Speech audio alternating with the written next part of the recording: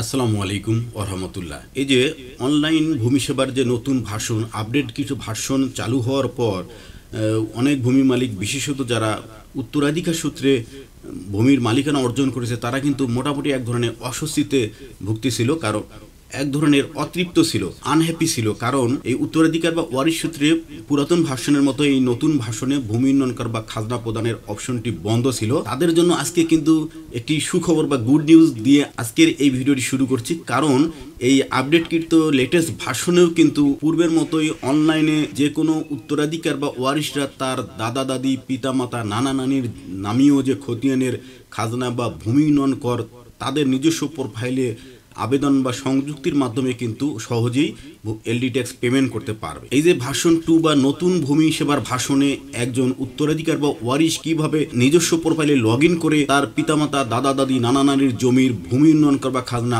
অনলাইনে পরিশোধ করবে সেটি কিন্তু আজকের ভিডিওতে একদম ডিটেলস দেখানো হয়েছে।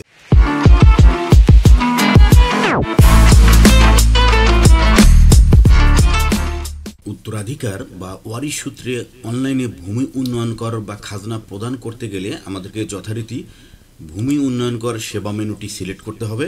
আপনার প্রোফাইলে লগ ইন করার পর আপনি এই বাম পাশে যে প্যানেলগুলো রয়েছে এখানে আপনি দেখতে পারবেন যে খতিয়ানের একটি মেনু রয়েছে। সেই খতিয়ান মেনুটি সিলেক্ট করলে আপনি কিন্তু আপনার উত্তরাধিকার বা পৈতৃক সূত্রে প্রাপ্ত বা দাদা দাদি বা নানা নানির কাছ থেকে প্রাপ্ত যে জমি সেই জমির ভূমি উন্নয়ন করে আপনি ইজিলি আপনার প্রোফাইল থেকে খতিয়ান অ্যাটাচমেন্টের মাধ্যমে আবেদন করতে পারবেন।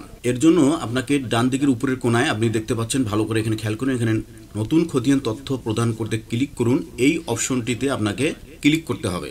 এবার আমাদের সামনে জমি সংক্রান্ত তথ্যাবলীর একটি বক্স বা ফর্ম চলে এসেছে। এই ফর্মটি ফিল আপ করলে আমি কিন্তু আমার খতিয়ান নাম্বার দিয়ে, হোল্ডিং নাম্বার দিয়ে এবং অ্যাটাচমেন্ট দিয়ে আমার পৈতৃক বা দাদা দাদির জমির ভূমি উন্নয়ন করার খতিয়ানের সংযুক্তির মাধ্যমে আবেদন করতে পারবো। এর জন্য আপনাকে আপনার বিভাগ সিলেক্ট করতে হবে, এরপরে যথারীতি জেলা, এরপরে উপজেলা, মৌজা, জরিপের ধরন একটু ব্যাখ্যা করে দিই। জরিপের ধরন এখানে সিটি সিএস থেকে শুরু করে বাংলাদেশে যতগুলো জরিপ, এই জরিপের ধরনের ক্ষেত্রে একটু বলে রাখি, এখানে সিএসএসএ থেকে শুরু করে বাংলাদেশে সর্বশেষ প্রকাশিত যে সার্ভে জরিপ সেই প্রত্যেকটি জরিপের নাম রয়েছে। এখানে অনেকে একটু কনফিউশনে ভুগছেন, সেটি হচ্ছে যে নামজারি কথাটি না থাকার কারণে। এখানে আমি ক্লিয়ার করে দিই যে নামজারি খতিয়ান এখানে না থাকলেও কোনো সমস্যা নাই। আপনি আপনার নামজারি যে আপনার জমির নামজারি যে জরিপ মূল্যে হয়েছে, অর্থাৎ আরএস জরিপ মূল্য হলে আরএস সিলেক্ট করবেন, সিটি জরিপ মূল্য হলে সিটি বা বিআরএস মূল্য হলে বিআরএস সিলেক্ট করে আপনি কিন্তু শুধু খতিয়ান নম্বর দিলে হবে। এখানে নামজারি না থাকার কারণে আপনাকে হেজিটেশনে ভোগার কোনো প্রয়োজন নেই। এখানে আপনি যে জমিটির ভূমি উন্নয়ন কর বা খাজনার জন্য অ্যাটাচমেন্ট করবেন সেটি আপনার যে ধরনের জরিপ সেটি আপনি এখানে বিএস থেকে শুরু করে সবগুলো আছে। আপনার কাঙ্ক্ষিত জরিপটি আপনি এখানে সিলেক্ট করে নেওয়ার পর আপনি খতিয়ান নম্বর উল্লেখ করবেন। খতিয়ান নম্বরটি আপনি তো অবশ্যই জানেন যে আপনার যে মৌরসিদের নামে খতিয়ান নম্বরটি এখানে বাধ্যতামূলক, পাশাপাশি হোল্ডিং নম্বরটি কিন্তু বাধ্যতামূলক নয়। আপনি হোল্ডিং নম্বর যদি না জানেন কোনো সমস্যা নেই, শুধু খতিয়ান নম্বর দিয়েও আপনি আবেদন করতে পারবেন। তবে হোল্ডিং নম্বর দিতে পারলে ভালো হয়, না দিলে এখানে কিন্তু এটি অপশনাল রাখা হয়েছে, এটি বাধ্যতামূলক নয়। তাহলে আমি আমার যে উত্তরাধিকার বা ওয়ারিশ সূত্রে প্রাপ্ত যে জমিটি সেটির খতিয়ান নম্বর এখানে আমি লিখে যাচাই অপশনে চলে যাব। আপনার কাঙ্ক্ষিত খতিয়ান নম্বর লিখে আপনি যাচাই করলে দুটো ধরনের রেজাল্ট পেতে পারেন। একটি হচ্ছে আপনার এই খতিয়ানটি যদি ইপর্সা সিস্টেমে আপলোড থাকে সেটি স্বয়ংক্রিয়ভাবে যাচাই হবে, আর যদি যাচাই না হয় তাহলে আপনি লিখে দিতে হবে। এটি আপনি কীভাবে বুঝবেন? আপনি যাচাই করার পর নিচের দিকে একটু স্ক্রল করে চলে আসবেন। এখানে দেখবেন যে আমি যে খতিয়ানটি সার্চ করেছিলাম বা যাচাই করেছিলাম সেখানে কিন্তু এই পর্সা DLRMS সিস্টেমে পাওয়া যায়নি, অর্থাৎ এটি অনলাইনে ভেরিফাই হয়নি। তাতে কোনো সমস্যা নেই। এখন আপনি কি করবেন? আপনি কিন্তু খতিয়ান সংযুক্তি দিয়ে আবেদন করতে পারবেন, ভেরিফাই না হলেও কোনো ধরনের টেনশন নেই। খতিয়ান সংযুক্তির জন্য এই একটি অ্যারো চিহ্ন রয়েছে, আপ অ্যারো দেখেন, এই অ্যারোতে সিলেক্ট করার পর আপনি জেপিজি বা পিএনজি বা পিডিএফ ফাইলের সর্বোচ্চ 2 MB আকারের একটি ফাইল এখানে আপনি খতিয়ান অথবা দাখিলা, অর্থাৎ আপনার পিতামাতা দাদা দাদির নামে যে খতিয়ানের খাজনা দিতে চাচ্ছেন সেই খতিয়ানটি অথবা পূর্বে পরিশোধিত ভূমি উন্নয়ন কর রসিদ বা দাখিলাটি এখানে অ্যাটাচমেন্ট করে দিবেন। আমি আমার আবেদনকৃত খতিয়ান এবং ভূমি উন্নয়ন করের রসিদের একটি কপি সংযুক্ত করে দিলাম। দেওয়ার পর নিচের দিকে আমরা নেমে আসি। এখানে মালিকের ধরন, এই মালিকের ধরন কিন্তু নিজস্ব মালিকানা একটি রয়েছে, আর একটি হচ্ছে উত্তরাধিকার মালিকানা। নিজস্ব মালিকানার এর আগে আমার একটি ভিডিও রয়েছে, আপনারা সেটা দেখলেই ভূমি উন্নয়ন কর পরিশোধ করতে পারবেন। সেই ভিডিও লিঙ্ক এই ভিডিওর ডেসক্রিপশন বক্সে দেওয়া থাকবে, আপনারা সেখানে সেই ভিডিওটি দেখে ভূমি উন্নয়ন করের লগ ইন থেকে শুরু করে প্রয়োজনীয় অন্য সিস্টেমগুলো দেখে নিতে পারবেন। আর যেহেতু আমরা উত্তরাধিকার সূত্রে ভূমি উন্নয়ন কর প্রদান করব, তাহলে আমাদেরকে মালিকানার ধরন উত্তরাধিকার মালিকানা অপশনে সিলেক্ট করতে হবে। উত্তরাধিকার মালিকানা অপশনটি সিলেক্ট করার সাথে সাথে কিন্তু আমাদের আরেকটি ফর্ম বা বক্স সামনে এনে দেওয়া হয়েছে। এখানে প্রথমেই যে লেখা রয়েছে সেটি হচ্ছে খতিয়ানের মালিকের নাম। খতিয়ান অর্থাৎ যে খতিয়ানের ভূমি উন্নয়ন কর আপনি ওয়ারিশ সূত্রে দিতে চাচ্ছেন সেই খতিয়ানের মালিকের নাম আপনাকে প্রথমে লিখে দিতে হবে। খতিয়ানের মালিকের নাম আমি কিন্তু এগুলো কাল্পনিক নাম ব্যবহার করছি। আপনারা আপনার যে খতিয়ানের মৌজার যে খতিয়ানের ভূমি উন্নয়ন কর প্রদান করবেন সেই খতিয়ানের প্রকৃত মালিকের নাম লিখে দিবেন। খতিয়ানের মালিকের নাম লিখে দেওয়ার পর মালিকের পিতার নাম লিখে দিবেন। পিতার নাম দেওয়ার পর মালিকের সাথে আপনার সম্পর্ক, এই সম্পর্কটি কিন্তু এই যে একটু লো অ্যারো রয়েছে, এই অ্যারোতে ক্লিক করলে কিন্তু আপনি মালিকের সাথে যে সম্পর্ক সেটা আপনাকে লিখতে হবে না, শুধু সিলেক্ট করলেই হবে। এখানে অনেকগুলো সম্পর্ক রয়েছে, ছেলে মেয়ে, স্বামী স্ত্রী, পিতা মাতা, সহোদর ভাই সহোদর বোন, সৎ ভাই সৎ বোন থেকে শুরু করে নানা নানি, দাদা দাদি, নাতি নাতনি পর্যন্ত রয়েছে। এখানে আপনার যে আপনি যার যে খতিয়ানের মালিক তার সাথে আপনার যে সম্পর্ক সেটি আপনি এখানে সিলেক্ট করে দিতে পারবেন। দেওয়ার পর আপনি ঠিকানা লিখে দেবেন। ঠিকানা লেখার পর এখানে আপনাকে পরবর্তীতে দেখুন এই আবার অ্যাটাচমেন্টের একটি অপশন রয়েছে, সেই অ্যাটাচমেন্টে ওয়ারিশ সনদ অথবা অন্যান্য ডকুমেন্ট সংযুক্ত করতে হবে। ওয়ারিশ সনদ সংযুক্ত করাটাই সবার জন্য ইজি হবে, কারণ উত্তরাধিকার বা মৌরসিদের জমি পাওয়ার ক্ষেত্রে আমরা সচরাচর আমাদের দেশে উত্তরাধিকার সনদটি ব্যবহার করা হয়ে থাকে। আর যদি কারো অন্য ধরনের কোনো কোর্টের রায় বা বন্টন নামায় এগুলো থাকে সেগুলো ভালো, তবে এখানে যেহেতু 2 MB বেশি নিবে না, সেখানে বেশি বড় ফাইল এখানে আপলোডের সুযোগ নেই। অতএব আমরা ওয়ারিশ সনদ বা ফারাইজ বড় জোর চুজ করতে পারি, অথবা ফারাইজ সেগুলো আমরা অ্যাটাচমেন্ট করে দিতে পারি। এই ওয়ারিশ সনদ কিন্তু অবশ্যই আপনি অ্যাটাচমেন্ট করে দিবেন। ওয়ারিশ সনদ ছাড়াই উত্তরাধিকার সূত্রে খতিয়ান বা খাজনার জন্য আপনি আবেদন করবেন না। এই ফর্মটি ফিল আপের পর নিচের দিকে আরও খেয়াল করবেন, আরও একটি অপশন রয়েছে, অর্থাৎ আরও কোনো কিছু যদি সংযুক্ত করতে চান, এই আরোটি আমি একটু এক্সপ্লেন করি। সেটি হচ্ছে যে ধরুন একটি খতিয়ানে একাধিক আপনার মৌরস রয়েছে, একটি আপনার একই খতিয়ান আপনার পিতা রয়েছে এবং মাতা রয়েছে, অর্থাৎ পিতাও রয়েছে এবং দাদাও রয়েছে। এরকম যদি হয় তাহলে এই আরোতে সিলেক্ট করলে কিন্তু আপনি প্রথম খতিয়ানের মালিক আপনার পিতার নাম, দ্বিতীয় আরও একটু সিলেক্ট করে আমি দেখাই, আরও সিলেক্ট করলে আবার ওই বক্সটি পেয়ে দেবো। সেখানেও যথারীতি উত্তরাধিকারের মালিকানা যে খতিয়ানের মালিকের নাম, সেখানে আপনি আপনার ধরুন প্রথম ওই খতিয়ানে আপনার বাবারও নাম ছিল, সেটি আপনি সিলেক্ট করেছেন। এবার আপনার ওই খতিয়ানে মা বা দাদা বা অন্য ভাইয়ের নামও খতিয়ান রয়েছে, সেটিও সেই ভাইয়ের অংশটুকু আপনি দিবেন। সেখানে আপনি যথারীতি ওই খতিয়ানের মালিকের যে দ্বিতীয় মালিকের নাম সেটি দিতে পারবেন, দ্বিতীয় মালিকের যে পিতার নাম সেটি দিবেন। দেওয়ার পর এই যে এবার যে দ্বিতীয় মালিক যে আপনি লিখে দিচ্ছেন সেই মালিকের সাথে যে এবার আপনার সম্পর্ক, আগেরটি আমরা কিন্তু দিয়েছিলাম ছেলে, ধরুন এবার যে আপনার সাথে যে দ্বিতীয় যে খতিয়ানের মালিক সেই খতিয়ান হচ্ছে আপনার দাদার নামে বা নানার নামে, তাহলে আপনি নাতি, এই নাতি হিসাবে আপনি সিলেক্ট করে দেওয়ার পর আপনার ঠিকানা, আপনি অ্যাড্রেস লিখবেন।